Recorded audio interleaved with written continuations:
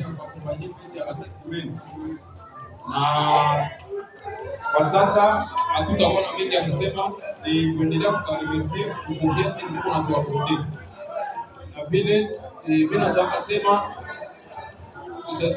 semaine zinaexiste parce que kuko entreprise ya vente moto na vile entreprise ya ujue inaexiste parce que kuko bataximene benye wanakosome produit.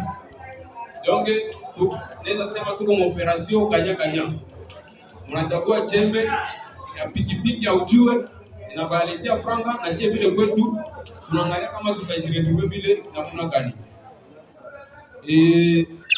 Kwa sasa tutaomba tena collaboration ikuwe zaidi sana. Haitakuwa mara ya kwanza kuakompanye hii activité le 27. Année prochaine tutasuete vile tukue pamoja, Mwenyezi Mungu akaendelea kutupatia maisha. Kuko atamoi benye atuku pata pale present tunasa mlikuwa mzingine makazi sio kama representant shafika ulikuwa accompagnement ya fete juu atamoi responsable ni nani?